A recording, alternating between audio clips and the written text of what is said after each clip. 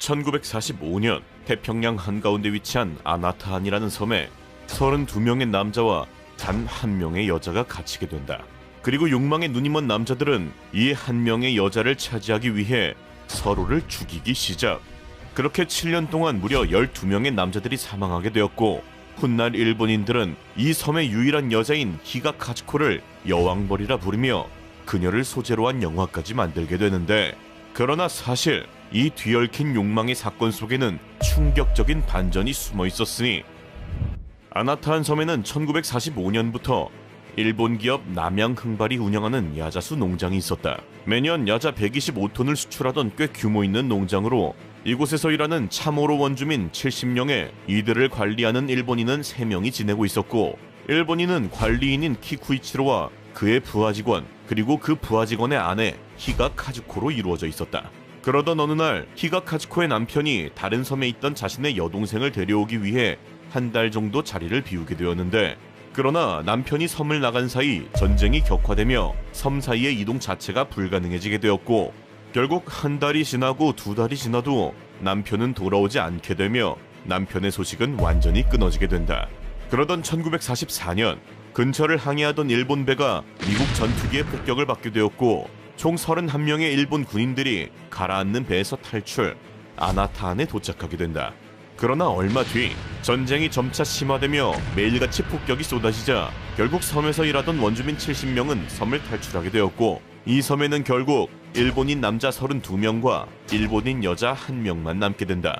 처음 카즈코는 관리인 키쿠이치로와 부부인 척하며 31명의 군인들에게 섬에 대해서 조금씩 알려줬는데, 그러나 남자들은 섬의 유일한 여성인 카즈코를 의식하지 않을 수 없었고, 밤이 되면 카즈코가 사는 오두막 쪽을 멀리서 바라보는 남자들이 하나둘 늘어나기 시작한다. 그리고 얼마 뒤 결국 결정적인 사건이 벌어지고 말았으니, 1945년 1월 3일 미군 B-29 슈퍼포트리스 폭격기가 일본 나고야 폭격을 마치고 귀환하던 중 엔진 고장으로 아나타한 섬에 추락하게 된다. 승무원은 전원 사망하였고 비행기에 거대한 잔해만 남아 있었는데, 섬에 있던 31명의 일본 군들은 이 잔해를 샅샅이 뒤지기 시작 비행기 금속판으로 칼과 냄비를 만들었고, 낙하산 천으로는 옷을 만들었으며 낙하산 줄로 낚싯줄까지 만들게 된다. 추락한 비행기 한 대가 이 섬의 생활 수준을 완전히 바꿔놓은 것인데, 그러나 진짜 문제는 그 다음이었으니, 이 잔해에서 바로 총이 나온 것. 무인도에서 총을 가진다는 것은 곧 권력을 가진다는 것이었고, 그렇게 총을 확보한 그룹은 즉시 더 많은 식량을 차지하고 더 좋은 자리에서 자는 등 본격적으로 권력을 휘두르기 시작하며, 섬의 유일한 여자 카즈코를 바라보는 시선 역시 점차 노골적으로 바뀌게 된다. 그러던 1945년 8월 마침내 전쟁이 끝나게 된다. 미군은 섬에 전단지를 뿌리고 확성기로 일본의 패망을 알렸지만, 섬의 남자들은 미군의 심리전이라 생각하며 섬 깊숙이 숨어버렸고, 그렇게 이 섬은 사람들의 기억 속에서 잊혀지며 완전한 무법지대가 되기 시작하는데, 그리고 이때부터 남자들 사이에서 이상한 소문이 퍼지기 시작하였으니, 바로 카즈코와 키쿠이치로가 진짜 부부가 아니라는 것. 결국 사실이 알려지자 남자들은 그녀를 차지하기 위한 본격적인 경쟁을 벌이기 시작한다. 결국 술에 취해 싸움이 벌어진 어느 날 남자 1명이 실종되게 되었고, 얼마 뒤에는 카즈코와 함께 지내던 키쿠이치로마저 갑자기 의문사를 당하게 된다. 카즈코를 둘러싼 경쟁이 과열되며 사람이 죽어나가자 무리에서 가장 계급이 높았던 남자는 더 이상의 불화를 막기 위해 카즈코를 한 남자와 결혼시키게 된다. 그러나 결혼 직후에도 카즈코에게 관심을 보였던 남자 1명이 또 시체로 발견되는 등 그녀를 차지하기 위한 경쟁은 전혀 수그러들지 않았고, 결국 카즈코는 그녀를 차지하기 위한 남자 2과 함께 살기도 하였으나, 결국 그마저도 둘 중 1명이 다른 1명을 죽이는 파국을 맞게 된다. 계속해서 이어지는 카즈코를 둘러싼 남자들의 끝없는 죽음. 어떤 남자는 총에 맞아 죽었고, 어떤 남자는 온몸에 칼자국이 남은 채 발견됐으며, 어떤 남자는 음식을 먹은 뒤 갑자기 사망한다. 죽음의 방식은 매번 달랐지만 패턴은 하나였으니, 카즈코의 새 남편이 되면 그 순간부터 목숨의 카운트다운이 시작되는 것. 그렇게 7년 사이 무려 12명의 남자가 의문의 죽음을 맞이하였고, 결국 남은 남자들은 살아남기 위해 하나의 결론을 내리게 되었으니, 바로 카즈코를 없애자는 것. 즉 남아있는 20명의 남자들이 살기 위해 카즈코를 죽이기로 합의에 이른 것이다. 그런데 자신을 죽이겠다는 계획이 우연히 카즈코의 귀에 들어가게 된다. 카즈코는 즉시 밀림 깊숙이 숨었고 열대 정글 속 며칠을 굶주리며 숨어 지내다가 해안가 멀리에서 기적적으로 미 해군 함정을 발견, 필사적인 구조 요청으로 마침내 7년 만에 이 지옥에서 벗어나게 된다. 그리고 카즈코가 떠나자 더 이상 죽는 사람은 없게 된다. 그런데 카즈코가 일본에 도착하자 무인도에서 7년간 32명의 남자와 살았던 여자의 이야기는 일본 전역에 순식간에 퍼지게 된다. 온갖 자극적인 기사가 쏟아지며 그녀의 브로마이드가 팔려나갔고 헐리우드의 거장 감독 조셉 폰 스턴버그는 이 사건을 영화로까지 만들게 된다. 언론은 그녀를 31명의 남자를 유혹한 악녀라고 떠들어댔지만 그녀는 이러한 유명세를 이용해 극단에서 배우 생활을 시작, 도쿄에서 아나타한 섬을 테마로 한 바를 열었지만 오래가지 못했고 결국 스트리퍼로 전락하게 된다. 그 뒤 카즈코는 결국 고향 오키나와로 돌아갔고 충격적이게도 그곳에서 맨 처음 헤어졌던 진짜 남편을 만나게 된다. 그러나 남자는 이미 새로운 여자가 있었고 이에 그녀 또한 다른 남자와 재혼한 뒤 22년간 조용히 살다가 1972년 50세의 나이에 병으로 세상을 떠나게 된다.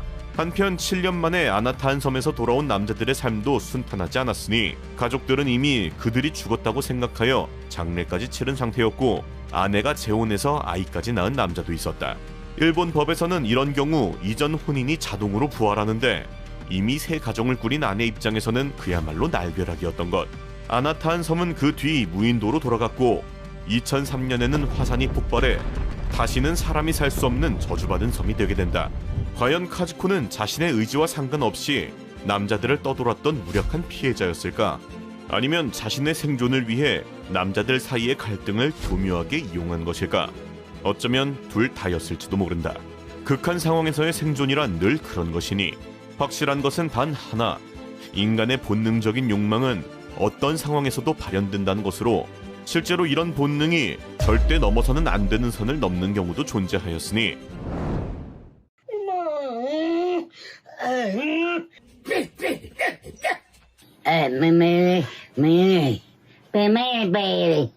평균 연령 65세 이상, 인구 170명, 미국 웨스트 버지니아주의 외딴 마을 오드에는 어딘가 다른 모습의 휘테커 가족이 살고 있다.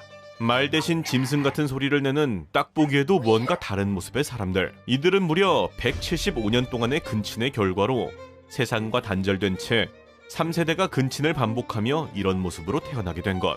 이 충격적인 소식은 2020년 다큐 제작자 마크 레이터가 그들의 영상을 유튜브에 올리며 세상에 알려지게 된 것인데 이야기의 시작은 1800년대로 거슬러 올라간다. 첫 번째 근친은 일란성 쌍둥이 형제 헨리 휘테커와 존 휘테커의 자녀에게서 시작되었으니 이들은 각각 결혼을 하고 자녀를 낳았는데 그 자녀들이 서로 결혼을 해버린다. 즉 사촌끼리 결혼을 한 셈인데 여기서 진짜 문제는 일란성 쌍둥이의 자녀끼리 결혼하였으므로 실제로는 형제자매에 가까운 관계, 즉 완벽한 근친이었다. 그렇게 태어난 자녀 중에 존 아이솜 휘테커는 또다시 사촌인 에이다 리그와 결혼해 9명의 자녀를 낳으며 두 번째 근친이 발생하였고 그 자녀들 중에 존 에머리 휘테커, 그레이시 아이린 휘테커가 1935년 서로 결혼하며 결국 세 번째 근친이 완성되고 만다. 그리고 마침내 이때부터 본격적인 유전자의 저주가 발현되기 시작하였으니 이들이 낳은 15명의 자녀들 중 첫째 엘린 바이올렛 휘테커, 심장마비로 사망. 둘째인 에머리 리 휘테커, 생후 1개월 만에 폐렴으로 사망. 셋째 바바라비 테커, 사망. 넷째 나니루 휘테테커와 다섯째 코니진 휘테커, 소재 파악 불가. 여섯째 프레디 휘테커는 심장질환 사망. 일곱째 로레인 휘테커는 언어 능력이 거의 없어 보인다. 그리고 다시 여덟째 메리 메들린 휘테커는 생후 1년 만에 사망. 아홉째 존 웨이드 휘테커, 5명의 자녀와 손자를 남긴 뒤 사망하였으며 열째인 베티앤 휘테커는 남매들 중 가장 정상적으로 보이며 그녀의 어머니에게 결혼하지 않고 나머지 가족들을 돌보겠다고 약속. 실제로 단절된 삶을 살고 있는 가족들을 대표해서 쇼핑이나 대외 활동 등을 전부 도맡아서 하고 있다. 그리고 11번째인 데니 레이 휘테커는 휘테커 가족 중에서 가장 심각한 상태로 로렌과 마찬가지로 말을 할 줄 모르며 12째인 레리 휘테커와 13째인 케네스는 생존. 마지막 14째, 15째 주디와 마이클은 모두 사망하였다. 현재 대부분의 남매가 사망하였으며 그나마 살아남은 경우도 거의 심각한 기형을 가지고 있는 상태인데, 아직까지 오드 마을에 남아있는 휘테커 가족 구성원은 7째인 로레인과 그의 아들인 팀, 10째인 베티, 11번째인 레이, 그리고 13째인 케네스뿐이며, 이들 중 대화가 가능한 사람은 베티와 케네스뿐, 나머지는 말 대신 짖으며 말한다. 이들은 말을 못할 뿐 알아는 듣는다고 하는데, Ray, you ever have a girlfriend? Who's that? No. 휘테커 가족은 집 앞에 있는 의자에 앉아 대부분의 시간을 보내는 편인데, 사실 마을에 있는 교회에도 몇 번 나갔었지만 좋지 않은 시선을 받은 이후 더 이상 나가지 않는다고.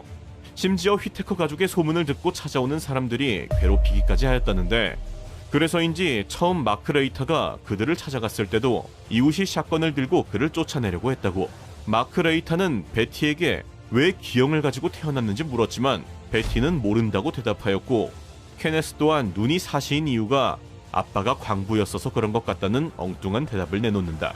즉, 휘테커 가족들은 그들의 기형이 근친 때문에 발생한 것임을 전혀 모른다는 것. 보통 인간은 누구나 결함 유전자를 갖고 있는데, 부모 중 한쪽이 정상 유전자를 제공하면 이 결함은 발현되지 않는다.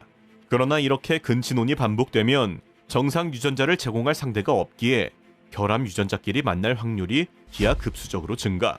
결국 결함이 그대로 발현되는 것이라고. 영상을 찍은 마크 레이터는 이 가족을 생전 처음으로 마트에 데려가기도 하였는데, 물건도 고르고 직원과 인사도 하는 모습, 예쁜 옷을 고르기도 하고 화려한 속옷을 구경하는 모습까지, 누군가에게는 평범한 일요일 오후가 이들에게는 생애 첫 경험이었다.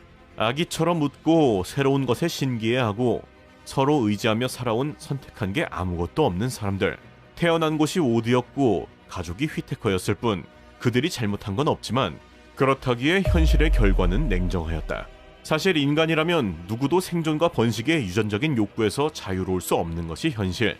이 세상 역시 그 두 가지를 기반으로 발전해왔다고 해도 과언이 아니지만, 그저 평범한 한낱 인간들의 모든 욕구가 교과서처럼 이상적인 모습으로만 발현된 것은 아니었으니. 일본의 어느 번화가. 사실 이들은 손님을 찾는 여자들로 가게 홍보를 위해 나와 있는 알바도 있긴 하나 육체적 쾌락을 거래하는 목적이 대다수. 성진국이라고 불리는 일본답게 역시 법도 관대한가 싶은데, 그러나 사실 돈 받고 끝까지 하는 것은 엄연한 불법. 다만 그 이전의 유사 단계까지는 어느 정도 허용되기 때문에 이 틈을 활용한 다양한 형태의 거래가 일어나는 거라고. 즉, 돈 받고 데이트까지만 했을 뿐 그 뒤에는 그냥 사랑에 빠져서 끝까지 갔다고 하며 법망을 교묘하게 우회해버리는 것이다. 사실 이런 남녀 간의 거래는 인류가 존재한 이래로 계속되어 온 만큼 일본뿐 아니라 전 세계 곳곳에서 공공연하게 이루어지고 있는데, 오늘은 공개된 거래 지도를 따라 각 대륙, 각 인종별 거래처를 목숨 걸고 방문해 보도록 할 테니 집중하길 바란다. 그럼 바로 간다. 중국의 외곽도시. 허름한 건물들 사이에는 장소와 어울리지 않는 복장을 한 여자들이 가득한데, 여기에도 밝은 대낮부터 모두가 열일하고 있다.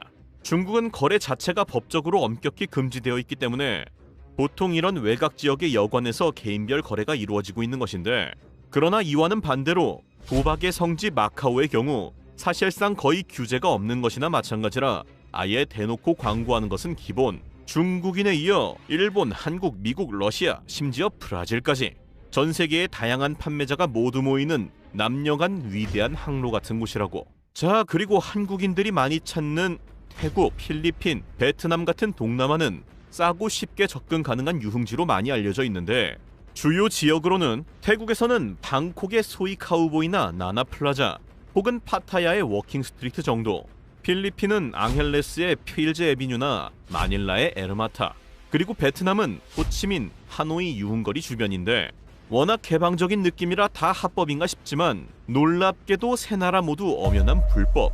그러나 관광산업을 위해서 어느 정도 암묵적으로 묵인해주는 경우가 많기 때문에 이렇게까지 성행하고 있는 것이라고. 특히 아예 이런 술집을 가는 것이 아닌 이상 가격 역시 매우 저렴한 편이라는데, 다만 문제는 가격이 저렴한 만큼 박리담회를 해야 하기에 하루에 10명과도 거래를 하는 것은 기본. 의료검진 따위 개나 줘버린 경우도 많기에 매독, 기생충 감염, 에이즈 등의 위험이 매우 높다고. 특히 에이즈의 경우 감염률이 무려 20% 이상인 지역도 있다고 하니 부디 신중하게 생각하길 바란다. 자, 그런데 아시아가 아닌 전설의 국가 러시아라면 어떨까? 전 세계 미모 1등 러시아. 화려하고 대담한 이미지 때문인지 러시아에서 남녀 간의 거래가 합법이라고 착각하는 경우도 많은데, 그러나 러시아에서 거래는 엄연한 불법. 다만 특이한 점은 깜빵에 가는 형사범죄가 아닌 벌금을 내는 정도의 행정 위반이라는 것. 게다가 벌금 역시 3만 원 정도로 사실상 말만 불법인 애매한 수준이다. 진짜 아예 한 지역을 잡고 조직적으로 운영하거나 강제로 잡아다가 시키는 경우가 아니면 관대한 편이기 때문에 실제로 모스크바나 상트페테르부르크 같은 대도시에서는 다양한 서비스들이 암묵적으로 존재하고 있다고. 자, 그럼 대륙을 건너 유럽이라면 어떨까? 빨간 불빛 아래에서 대담하게 몸매를 뽐매는 여성들. 이곳은 네덜란드 암스테르담의 더 왈렌이다.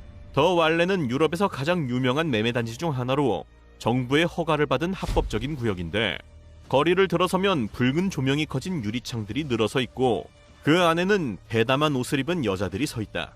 그냥 문을 두드리고 들어가면 되는 시스템으로 겉으론 체계적이고 합법적으로 보이지만 여기서 진짜 문제는 모든 여자가 자발적으로 이 자리에 있는 건 아니라는 것. 게다가 최근 몇 년 사이 마약 조직이 이 구역을 점점 더 장악하면서 마약 거래와 매매가 묘하게 얽힌 구조로 변질되어 가고 있다는 게 전문가들의 평이다. 이곳의 가장 큰 위협은 괜찮아 보인다라는 착각으로 아무 생각 없이 관광지라고 촬영하다가 폭력 사태로 번지기도 하고, 불법 마약을 유도하여 금품 갈취 혹은 소매치기나 강도의 타겟이 되기도 한다고. 특히 네덜란드 경찰은 외국인 관광객에게 자기 책임 원칙을 강하게 적용하는데, 즉 신고해도 그 지역은 원래 그런 곳이라며 무시당하는 경우도 적지 않으니 아무리 관광이라도 주의가 필요하다고. 자, 그렇다면 자유의 나라 미국이라면 어떨까? 자유주의 국가 미국, 자본주의 끝판왕에 모든 것이 자유로워 보이는 이 나라에서 남녀 간의 매매 역시 자유로울 것이라 생각되는 경우가 많은데, 그러나 미국 전역에서 매매가 합법인 곳은 네바다주 딱 한 곳, 나머지는 모두 다 불법이다. 다만 개인 간 거래는 경범죄 수준으로 보다 보니 어지간한 도시들 뒷골목만 가도 길거리에서 손님을 찾는 여자들을 어렵지 않게 찾을 수 있는데, 사실 미국도 1980년대까지는 판매소들이 즐비하였었으나 1990년대부터 정부 차원에서의 치안 안정화를 시작, 도시 정화 사업을 진행하며 대놓고 운영하는 곳은 대부분 사라졌다고. 간혹 몇몇 한국인들이 라스베이거스가 합법이라고 오해하는 경우가 있는데, 네바다주 안에서도 특정 몇몇 지역만 합법일 뿐 라스베가스는 명백한 불법으로 대놓고 거래를 시도하다 나락갈 수 있다고. 자, 그렇다면 정열의 대륙 남미는 어떨까? 남미에서도 미녀 끝판왕이라고 불리는 콜롬비아. 역시 쿨한 콜롬비아답게 성인 간 거래는 합법으로 마음만 먹으면 자유롭게 거래를 할 수 있기에 거리를 나가면 수많은 판매자들을 마주할 수 있는데, 이건 멕시코 역시 마찬가지. 멕시코 시티에서만 초대형 판매 단지가 3곳이나 되는데, 그 중에서는 틀랄판 대로라는 6km에 달하는 판매 단지 구역으로 이 구간에 있는 호텔이라 적힌 건물의 대부분은 호텔로 가장한 거래소라고 보면 된다고 한다. 자, 그리고 지구를 돌고 돌아 마침내 북한. 북한에서의 남녀 간 거래는 원칙적으로 불법이다. 하지만 온갖 부정부패로 인해 단속이 제대로 되지 않고 있을 뿐만 아니라 적발되더라도 뇌물로 쉽게 무마되는데, 게다가 고난의 행군으로 경제가 파탄이 나며 생계 유지를 위해 매매에 뛰어드는 여성들이 오히려 증가하고 있다고. 물론 북한 당국도 이를 심각하게 인식하기에 처벌을 강화하고 관련자들을 공개 처형하는 등 대응하고 있지만, 부정부패 그 자체의 나라다 보니 사실상 한계가 명확하다고. 그리고 서울의 어느 번화가, 몸매를 강조하는 옷을 입고 유리창 안에 있는 여자들. 여기에도 밤낮 없이 보이는 이 여자들의 정체는 바로 손님 받는 여자들.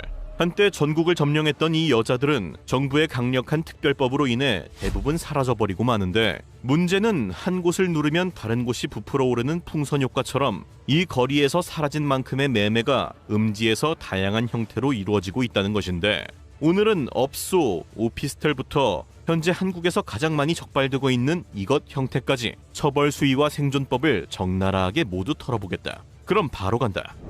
한국 매매 순위 3위 업소.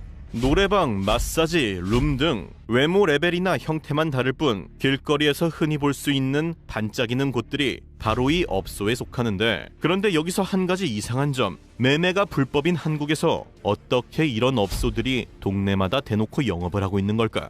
가장 큰 이유는 바로 현장성 때문인데, 실제로 어떤 가게에서 매매를 하고 있다는 신고를 받고 출동을 해도 행위 현장을 직접 덮치는 게 아니라면 현실적으로 강력한 처벌은 어렵고, 게다가 업소는 애시당초 경찰의 출동을 철두철미하게 대비해두고 있기 때문에 단속이 뜨는 순간 즉시 매매를 중단, 노래방이나 마사지 같은 일반 업종인 척 해버리므로 경찰 입장에서는 수지타산이 맞지 않는 출동인 경우가 많다. 그러나 어디까지나 다른 매매에 비해 상대적으로 쉽지 않다는 것일 뿐, 사실 경찰이 진짜 마음먹고 털고자 하면 털 수 있는 방법은 매우 많기 때문에 예약 시 남긴 전화번호부터 장부 기록, 신용카드 결제 내역까지 싹 다 털려서 날아가는 경우가 생각보다 많다고. 그런데 이렇게 많고 많은 업소보다 더 많이 적발되는 것이 있었으니 오피스텔 계단을 미친 듯이 뛰어가는 사람들.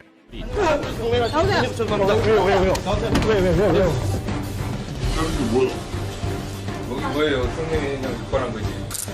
그대로 불법 현장을 덮쳐버린다. 그리고 붙잡힌 여자의 충격적인 한마디. 좀 있으면 결혼해야 되는데 이런 거 남기면 안 되잖아. 근데 왜 했어? 이런데 왜 와? 결혼할 사람이, 어? 이곳은 대한민국 매매 적발 2위에 빛나는 오피스텔, 일명 오피. 보통 업자들이 오피스텔 몇 개를 계약해두고 여자들을 대기시켜 놓은 뒤 미리 예약한 손님이 방문하여 거래를 하는 형태인데, 이미 서울 강남을 비롯한 전국 곳곳의 모든 주택가에 퍼져 있는 상황이라고. 많은 숙소 중에서도 하필 오피스텔에서 이런 불법 거래가 많이 일어나는 이유는 오피스텔의 특성상 워낙 많은 사람들이 왔다 갔다 하다 보니 새로운 사람들이 들락날락거려도 의심을 덜 받기 때문이라는데, 이 오피가 이렇게까지 핫한 이유는 첫 번째가 가격, 두 번째가 즉시성 때문.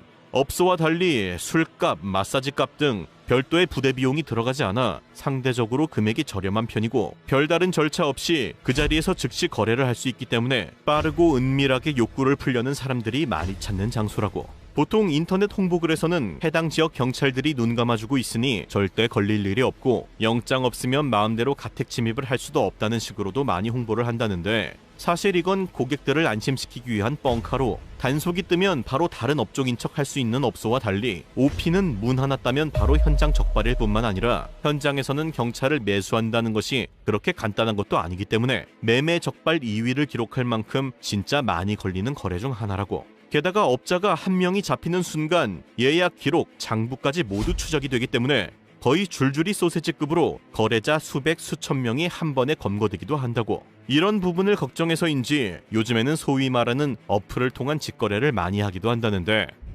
한국 매매 적발 1위, 조건. 어플이나 채팅 등 인터넷을 통해 판매자와 구매자가 사전에 금액 조건에 대해 합의한 뒤 실제로 만나 거래를 진행하는, 쉽게 말해 매매계의 직거래인데, 언뜻 보기에는 개인 대 개인 간의 은밀한 거래처럼 보이지만 실제로는 전혀 아니다. 사실 경찰이 이미 여러 번 수사를 진행하여 주요 어플 및 거기서 활동하는 판매자들을 미리 파악하고 있고, 거래 시에는 휴대폰에 남자들의 연락처, 채팅 기록까지 남아있기 때문에 이건 오히려 더 빼박이 될 수도 있다는 것. 간혹 안 걸리기 위해서 어플 가입 시 다른 사람 주민등록번호를 도용하거나 대포폰까지 활용하는 경우도 있는데, 솔직히 사이버 강국 한국에서 마음먹고 찾으려고 하면 이 정도는 충분히 찾아낼 수 있기에 괜히 도용이나 대포 사용까지 죄가 덧붙여져서 더 큰 처벌만 받게 되는 실로 멍청한 짓이라고. 게다가 접선에 성공했다고 해도 샤워하고 나오는 사이 판매자가 지갑과 카드를 모두 훔쳐서 도망간다던가, 심지어 갑자기 미리 대기 중인 일행이 들이닥쳐 폭행 및 협박을 하는 등 경찰에게 걸리는 것과 별도로 굉장히 리스크 높은 거래라고 할 수 있다고. 그리고 여기서 돌연변이 형태로 발전한 것이 하나 있었으니 바로 골프 매매. 골프 파트너를 빙자한 매매 형태로 이렇게 SNS 등 온라인을 통해 홍보를 때려서 회원을 모집. 그 뒤 운영진은 여성들의 신상 정보와 라운딩이 가능한 지역과 날짜를 알리고 참여를 희망하는 남성 회원을 모집한다. 겉보기에는 단순 골프 모임 주선처럼 보이지만 사실은 라운딩 후 매매가 진짜 목적으로, 만남이 성사되면 업자들은 남자한테 수수료를 받는다. 당연히 이 역시 경찰이 정말 마음먹고 잡고자 하면 충분히 잡을 수 있는 형사처벌의 대상으로, 주로 중장년의 아재나 할배들이 이것 하다가 걸려서 소리 소문 없이 날아가는 경우가 많다고. 이렇듯 한국에서 어떤 방법을 쓰든 어떻게든 결국 걸리는 리스크가 있다 보니 아예 안전한 매매를 위해 해외로 원정을 나가는 경우도 많은데, 일본 도쿄의 어느 번화가, 몸매를 강조하는 옷을 입고 혼자 길에 서 있는 한 여자, 마치 누군가를 기다리는 듯한데, 그런데 여기에도 길 곳곳에 서 있는 짧은 치마를 입은 여자들. 현재 일본 곳곳에서 발견되고 있는 이 여자들의 정체는 바로 손님을 기다리는 여자들. 이들은 보통 하루 평균 5명 정도의 남자 손님을 받으며 주말에는 무려 10명까지 받기도 한다는데, 포인트는 당연히 한국 남자들도 많다는 거다. 이러한 원정의 경우 일본뿐만 아니라 동남아에서도 워낙 유명한데, 해외에서 거래하면 상대적으로 안전하다고 생각할지 모르나 꼭 그렇지만도 않다. 일단 돈이 많이 드는 원정 거래를 한다는 것 자체가 여유가 있다는 뜻이고, 그렇기에 이 돈 냄새를 맡고 아예 사자들이 공사를 치는 경우도 많은데, 실제로 이 영상을 보면 차량 뒷좌석에서 나오는 작은 전자기기, 사기 일당이 범행 대상으로 물색한 피해자 차에 몰래 위치 추적기를 달아둔 것인데, 실제 이 범죄자의 경우 돈이 많아 보이는 사람에게 의도적으로 접근, 위치 추적기를 활용해 우연을 가장한 만남을 이어가며 빠르게 친해진 뒤 공짜 해외 골프 여행 티켓이 생겼다며 태국에 데려간다. 이후 피해자가 미성년자와 매매를 하도록 유도한 뒤 현지 경찰에게 체포되는 것처럼 연출하고 수사를 무마해주겠다며 대가로 2억 4천만 원을 챙긴 것. 동일한 수법으로 피해자 5명에게 거의 10억을 뜯어낸다. 즉, 돈을 쓰면 쓰는 대로, 해외면 해외인 대로 크게 당할 리스크가 있다는 거다. 별개로 방금 말한 위치 추적기를 요즘 차뿐만 아니라 개인 가방이나 소지품에도 몰래 넣어두고 범죄에 이용하는 경우가 많다고 하니, 이런 탐지기로 나나 가족, 친구들 물건 스캔 한번 해주는 것도 범죄 예방에 도움이 될 듯하다. 그리고 마지막으로 오랜 역사와 전통을 자랑하는 바카스 아줌마라는 것이 있는데, 고속도로 한복판에 서 있는 트럭을 붙잡고 있는 남자, 이어서 다른 사람들도 나타났는데,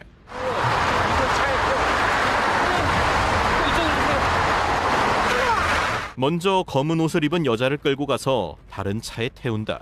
그리고 여기서 좀 체증 할 테니까 차에서 내리세요. 여기는 범죄 현장이고 내가 한번. 그 차 안에 있던 운전기사도 내리게 하는데, 놀랍게도 이 상황은 소위 말하는 바카스 아줌마가 고속도로 운전자들을 상대로 불법 매매를 하는 것을 덮친 것. 바카스 아줌마는 주로 중년 및 노인층에게 바카스를 판다는 핑계로 접근하여 매매를 하는 중년 여성들을 가리키는 말로, 노인이 많이 모여있는 종묘공원이나 파고다 공원 혹은 고속도로 졸음쉼터나 휴게소에서 이렇게 택시나 트럭 기사들에게 접근하는 경우가 많다고. 그러나 이것이야말로 보는 눈도 진짜 많고 경찰들 역시 눈에 불을 켜고 찾고 있기 때문에 가장 리스크가 높은 거래 방식 중 하나라고 할 수 있다. 그렇다면 실제로 이렇게 매매를 하다가 걸리면 무슨 일이 일어날까? 사실 판매자의 경우 대부분 깜빵을 안 가고 그냥 끝나는 경우가 많지만, 오히려 구매자의 경우 나락가는 경우가 많은데, 게다가 잘못해서 상대방이 미성년자인 경우 합의 여부와 상관없이 매우 엄격하게 처벌된다. 게다가 공무원, 교사, 공공기관 직원일 경우 소속기관의 즉시 통보, 징계 파면까지 가기 때문에 아예 인생 자체가 파탄나는 경우도 많다고. 실제로 유흥주점에서 매매를 했다가 걸려서 모든 것을 잃은 유명 의원도 있을 뿐만 아니라, 아예 거래한 남자들의 신상 정보를 공유하는 앱을 만들어 매매업소에 판 일당이 붙잡혔었는데, 이 앱에는 무려 400만 명의 정보가 담겨 있었다고 하니 지금 안 걸렸어도 그냥 운이 좋았을 뿐 언젠가는 반드시 걸릴 확률이 매우 높다는 거다. 어디서부터 말해야 할지 모르겠는데, 얼마 전 조깅한다고 거짓말하고 바람피던 아내 잡았습니다. 저는 아직 신혼이고 지금 하는 이 유튜브 때문에 어쩔 수 없이 아내랑 떨어져 지내고 있는데요. 하루는 밤에 뭐 물어볼 게 있어서 연락을 했는데 새벽까지 연락이 되지 않더라고요. 혹시나 무슨 사고라도 났을까봐 홈 CCTV 확인해봤는데 아내가 밤늦게 나갔다가 새벽에 들어와서 자고 있더라고요. 확인해보니까 이틀 전에도 그렇고 일주일 전에도 그렇게 벌써 이런 일을 8번 정도 반복했더라고요. 뭐지 싶어서 다음날 아내한테 물어보니까 요즘 조깅에 빠져서 새벽 러닝을 하고 있다고 하더라고요. 저는 제가 옆에 못 있어주니까 그냥 운동하면서 스트레스 해소하나 보다 하고 그냥 믿고 넘어갔죠. 그런데 며칠 뒤에 밤늦게 갑자기 모르는 번호로 전화가 오는 거예요. 지금 빨리 집으로 가보세요. 그쪽 아내가 제 남편이랑 그 짓 하고 있다고요. 아, 진짜 머리를 세게 한 대 얻어맞은 것 같더라고요. 그 길로 바로 운전해서 집으로 갔고 결국 아내가 이웃집 남자와 바람피는 모습을 목격했습니다. 진짜 뭐 할 말 많은데 결론은 지금은 이혼 소송 진행 중입니다. 정신이 혼미해지는 이 상황은 현재 뉴스까지 뜨며 엄청난 논란이 되고 있는 사건을 직접 연출해 본 것으로 실제 이웃 남자와의 바람은 불륜의 원인 7위로 꼽힐 만큼 의외로 생각보다 현실에서 굉장히 빈번하게 일어나고 있다는데, 오늘은 우리 연인이나 배우자가 바람이 많이 나는 상황 탑6를 만들어 봤는데, 실제 내 지인도 이 중에 비슷한 상황을 겪은 만큼 나 생존연구소가 직접 영혼을 갈아서 조사하였으니 여러분도 자신이나 연인에게 해당되는 내용이 있는지 직접 한번 체크해보길 바란다. 게다가 마지막에 충격적인 반전까지 있으니 끝까지 꼭 집중하고. 불륜 장소 6위, 부부 동반 모임. 남편이랑 남편의 친구랑 저랑 제 아는 여동생이랑 이렇게 2대2로 술을 마시게 됐는데, 제 부부 동반으로 술을 마시다 잠깐 잠이 든 아내. 얘기하는 거 보다가 그대로 잠들었어요. 나 30분인가 1시간인가 지났는데 눈 뜨니까 이제 남편 친구는 이미 식탁에서 이렇게 엎드려서 자고 있고, 남편은 이제 여동생한테 계속 술 마시라고 술을 권하고 있고, 남편은 눈을 떠보니 뭔가 쎄한 상황이 펼쳐져 있는데 결국 남편과 나눈 대화를 여동생이 결국 고백한다. 오빠가 나한테 하자고 했다. 두 귀를 의심케 하는 충격적인 발언. 실제 커플 동반 모임은 서로의 짝과 함께 만나는 모임이라 안전하다 생각하는 경우가 많지만 역설적이게도 모든 방어막이 내려가기에 더욱 위험할 수 있다는데, 다 같이 술 한잔하며 친해지다가 머릿속에 아주 작은 생각이 들어온 순간 지옥이 시작된다. 우리에게는 익숙한 나의 여친, 아내가 상대 남자에게는 매력적인 이성일 수 있다는 것. 통제할 수 없다면 굳이 불필요한 자리는 만들지 않는 게 유일한 생존법이다. 불륜 장소 5위, 헬스장. 안 떨어져. 유부녀라고 해서. 내가 너 이럴 줄 알았어. 새파랗게 젊은 놈이랑 아주 잘하는 짓이다. 헬스장 PT는 운동이라는 명목하에 친밀감이 빠르게 형성되는 완벽한 조건을 갖춘 곳인데, 서로의 몸에 집중하며 운동 동작을 점검하고 스트레칭, 마사지를 하며 신체적 접촉까지 반복하다 보면 나도 모르게 감정적 경계가 무너질 수 있다는 것. 당연히 모든 트레이너가 그런 건 아니지만 실제 매출을 위해 회원 관리를 하는 질 나쁜 트레이너가 존재하는 것도 엄연한 사실. 실제 피트니스 업계에서도 PT는 감정 노동이라고 할 만큼 육체뿐만 아니라 심리적인 부분까지도 건드릴 수밖에 없다는 것이다.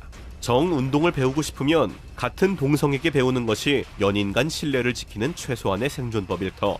헬스장은 몸을 만드는 곳이지 관계를 만드는 곳이 아니다. 그런데 여기서 진짜 상상치도 못했던 것은 바로 불륜 장소 4위, 카톡 오픈 채팅방. 친구한테 물어보니까 이게 그 불륜 채팅방이래요. 그래서 내가 한번 찾아봐야겠다 하고서 그걸 찾아보는데, 카톡에 존재하는 불륜 오픈 채팅방. 아내가 실제로 들어가 보니 신입이 들어오면은 자기들끼리 제 얼굴을 막 궁금해 하잖아요, 사람들이. 그래서 얼굴 공개 타임 갖자고 막. 유부녀가 들어오자 폭발적인 관심을 갖는 유부남들. 심지어 결혼 사진으로 기혼자 인증을 요구하고 정신이 아찔해지는 그들만의 전문 용어까지. 실제 오픈 채팅방을 통한 불륜은 집에서 스마트폰으로 손쉽게 접속이 가능하다는 점에서 진입 장벽이 매우 낮기 때문에 현재 심각한 사회 문제로 발전하고 있다고. 자매품으로 인스타와 같은 SNS DM을 통해서도 불륜이 활발히 일어나고 있는데, 특히 SNS는 자신의 일상 사진을 공유하는 공간인 만큼 일상을 함께한다는 착각이 들어서 더욱 감정이 깊어지기 쉽다고.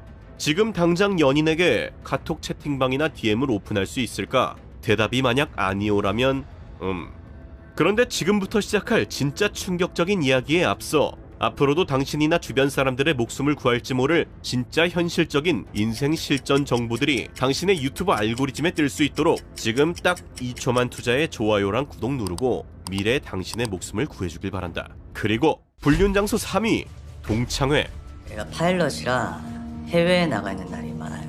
몇 달 전에 갑자기 아내가 동창회 다녀오고 싶다고 하더라고요. 그리고 동창회에 다녀온 아내는 갑자기 몸매에 신경을 쓰기 시작한다. 동창회 가서 무슨 자극이라도 받았어? 자극은 있어. 실제로 동창회는 이미 알 사람은 다 아는 불륜의 메카 중 하나로 매일 보던 남친이나 남편이랑은 또 다른 익숙하면서도 낯선 관계에 설레이기 시작. 결국 반가움과 호기심에 2차, 3차, 그러다 친구끼리 그냥 방 잡고 먹자까지. 이는 실제 이혼 전문 변호사들이 가장 흔히 듣는 스토리 중 하나로 연인 있고 결혼했다고 해서 동창회를 절대 얕잡아 보면 안 된다고. 그런데 여기서 더 경악스러운 것은 불륜 장소 2위 회사. 혹시 성준식 씨? 네, 그런데요. 아, 본인이세요? 네. 갑자기 회사로 찾아와 따귀를 때리는 남자. 내 마누라랑 무슨 짓 했어? 내가 다 찍어왔어요. 봐봐, 이거 키스하는데 너 맞아 안 맞아? 이래도 몰라? 알고 보니 자신의 아내가 회사에서 불륜을 저지른 것으로 과연 오피스 와이프라는 말이 괜히 있는 게 아닌가 싶기도 한데, 솔직히 하루 종일 같이 붙어서 일하고 야근하고 회식하며 술 먹고 실제로 회사에 자기 스타일이 없어서일 뿐 자기 스타일만 있다면 유혹에 넘어갈 사람도 많다는데, 물론 일할 때는 정말 일만 하는 경우가 대부분이지만 아무래도 환경적 특성상 불륜이 나기 쉬운 직업들도 현실적으로 존재한다는데, 이혼 변호사가 말하는 불륜을 많이 하는 여자 직업 3가지로는 교대와 당직이 있는 간호사, 해외 스케줄이 잦은 스튜어디스, 그리고 많은 사람을 만나서 어필을 해야 하는 보험 영업직이 있다고. 당연히 직업이 문제가 아니고 사람이 문제이지만 현실적으로 유혹의 요소가 많은 것도 사실이기에 관련 종사자라면 자신과 연인이 모두 주의를 기울일 필요가 있다고 한다. 그리고 드디어 대망의 불륜 장소 1위 동호회. 동호회야 이미 불륜의 메카로 워낙 유명하지만 그 중에서도 이혼 전문 변호사들이 특히 경고하는 불륜 동호회 탑3가 있다는데, 먼저 3위는 테니스, 배드민턴. 함께 팀을 이뤄 상대를 이기기 위해서 마음을 결합하고 땀에 젖은 모습을 보다 보면 본능적으로 없던 감정까지 생기게 된다고. 이어지는 2위는 골프. 예쁘게 차려입고 하루 종일 붙어서 서로 나이스샷을 외쳐주는 것은 기본. 끝나고 뒤풀이 가서 술까지 한 잔 들어가게 되면 다른 나이스샷을 하게 된다고 한다. 그리고 대망의 마지막 1위 등산. 하루 종일 함께 땀 흘리며 잡아주며 올라가고 정상에서는 성취감까지. 뒤풀이에서 막걸리 한 잔 마시면 그 후로는 서로의 정상까지 찍어버린다는데, 바람이 많이 나는 동호회 특징을 살펴보자면 바로 남녀가 같이 몸을 쓰는 활동이라는 것. 함께 땀 흘리고 쉬는 시간에 대화하고 끝나고 단톡방까지. 이게 바로 불륜의 시동 버튼이다. 게다가 영상 만들다가 충격받은 반전으로 좋은 뜻으로 모인 봉사활동 동호회 역시 이 조건에 부합해서인지 바람이 많이 나는 곳 중 하나라는데, 당연히 안 그런 사람도 많고 모든 모임이 다 위험한 것도 아니지만 문제는 모임이 아니라 사람의 마음. 연인이 있는 사람들이 애초에 조심하는 게 서로를 위한 생존법이다. 우리는 말한다. 내 주변에는 그런 사람 없는데? 나는 안 그런데? 당연히 모든 것은 사람 바이 사람이고 우리는 오늘 언급한 활동들이 모두 나쁘지 않다는 것을 다 안다. 하지만 모든 인간은 예외 없이 모두 다 성별을 가진 동물인 것도 사실. 유혹에 놓이기 전까지는 사람의 나약함을 누구도 알 수 없다. 통계랑 싸우기보다 애시당초 태도를 확실히 하는 게 최선의 방책이다. 일 터지기 전에 평소 미리미리 이 영상 공유해서 서로 행복한 연애하길 바란다. 그럼 앞으로도 진짜 현실적으로 도움되는 생존 지식들 계속 받아볼 수 있게 지금 구독도 바로 눌러두도록 하고, 나는 이만 아디오스.